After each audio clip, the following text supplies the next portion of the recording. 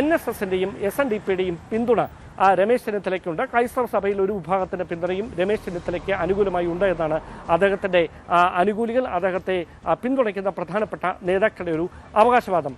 അതോടൊപ്പം ഏറ്റവും പ്രധാനപ്പെട്ട കാര്യം, സംസ്ഥാനത്തെ മുതിർന്ന കോൺഗ്രസ് നേതാക്കളിൽ ഒരു വിഭാഗം പരസ്യമായി രമേശ് ചെന്നിത്തലയ്ക്ക് വേണ്ടി നിലപാടെടുക്കുന്ന സാഹചര്യമാണ് നിലവിൽ ഉണ്ടായിരിക്കുന്നത്. അതിൽ തന്നെ കെ സുധാകരനുണ്ട്. കെ സുധാകരൻ മല്ലികാർജ്ജുന ഖാർഗെയും രാഹുൽ ഗാന്ധിയെയും നേരിട്ട് കണ്ട് നടത്തിയ കൂടിക്കാഴ്ചയിലടക്കം ഈ കാര്യം അവരോട് ആവശ്യപ്പെട്ടിട്ടുണ്ട് എന്നുള്ള സൂചനകളാണ് ഇപ്പോൾ പുറത്തു വരുന്നത്. അദ്ദേഹത്തിന് ചില ഉറപ്പുകൾ നൽകിയിട്ടുണ്ട് എന്ന് പറയുന്നതിൽ ഒരു ഉറപ്പ് ഇതാണ് എന്ന തരത്തിലാണ് രമേശ് ചെന്നിത്തല ക്യാമ്പ് നൽകുന്ന സൂചനകൾ.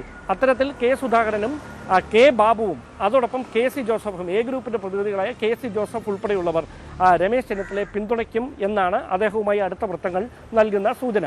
ഈ രണ്ട് പ്രധാനപ്പെട്ട നേതാക്കൾ ഒരു വശത്ത് നിൽക്കുമ്പോഴാണ് മറുവശത്ത് KC വേണുഗോപാലിന്റെ AICCയുടെ സംഘടനാകാര്യ ജനറൽ സെക്രട്ടറി തെരഞ്ഞെടുപ്പിൽ കേരളത്തിൽ ഏതാണ്ട് 80 മണ്ഡലങ്ങളിൽ അടക്കം പരസ്യമായ പ്രചാരണത്തിന് എത്തിയ, അതിന് ചുക്കാൻ പിടിച്ച KC വേണുഗോപാൽ അദ്ദേഹം ഡൽഹിയിൽ നിന്ന് മുഖ്യമന്ത്രി പദത്തിലേക്ക് എത്തും എന്ന തരത്തിലുള്ള ചർച്ചകൾ കോൺഗ്രസ് ക്യാമ്പിൽ സജീവമായി ഒരു വശത്ത് പുരോഗമിക്കുന്നത്. സൈബർ ഇടങ്ങളിൽ അത്തരത്തിലുള്ള വലിയ പ്രചാരണമൊക്കെ നടക്കുന്നുണ്ട്. അതിനുള്ളൊരു കാരണമായി ചൂണ്ടിക്കാണിക്കപ്പെടുന്നത് ഈ സ്ഥാനാർത്ഥി പട്ടികയിലെ 55 പേരിലധികം KC വേണുഗോപാലിന്റെ നോമിനികളാണ്, അല്ലെങ്കിൽ KC വേണുഗോപാലിനോട് കൃത്യമായൊരു ആഭിമുഖ്യം പുലർത്തുന്നവരാണ്, ജയസാധ്യത ഉള്ളവരാണ് ഇവരിൽ അധികവും എന്നാണ് വിലയിരുത്തലും. അങ്ങനെ വന്നാൽ പാർലമെന്ററി പാർട്ടിയിൽ ആരെ പാർലമെന്ററി പാർട്ടി ലീഡറായി തിരഞ്ഞെടുക്കണമെന്ന ചോദ്യം ഉന്നയിക്കുമ്പോൾ ഈ MLA മാരിൽ ബഹുഭൂരിപക്ഷവും KC വേണുഗോപാലിന് അനുകൂലമായ നിലപാടെടുക്കും.